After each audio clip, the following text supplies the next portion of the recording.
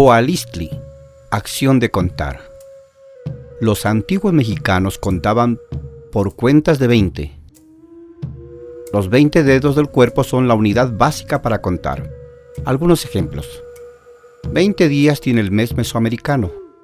El calendario civil de 20 días por 18 meses, más los 5 días que se agregaban, Nemontemi, días vacíos, llamado Xiwit. El calendario adivinatorio de 260 días llamado Tonalpoali.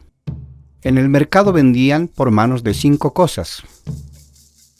Organizaban sus cuadrillas en veintenas, ya para la guerra como para el trabajo comunitario, tequio.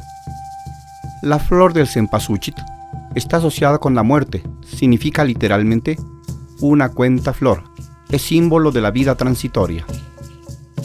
Sempoali es una cuenta, Onpoali 40, Yeipoali 60, Nahuimpoali 80 y Macuilpoali 100. Matlacpoali es 200, 20 cuentas es 400, Sensontli, Onsensontli 800, Xipili 8000, 20 por 400, Xictli, Amopoali es 0. Xictli también significa ombligo. Tlapoali, número. Nitatlapoali, yo cuento.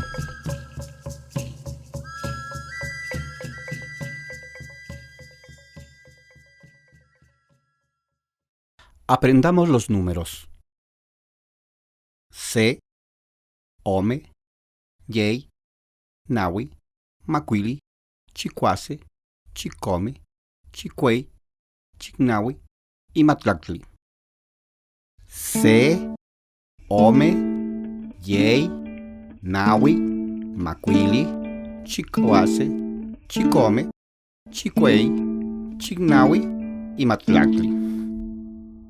Se, Ome, Yei, Nahui, Macuili, Chicuase, Chicome, Chicuey, Chicnahui y Matlactli.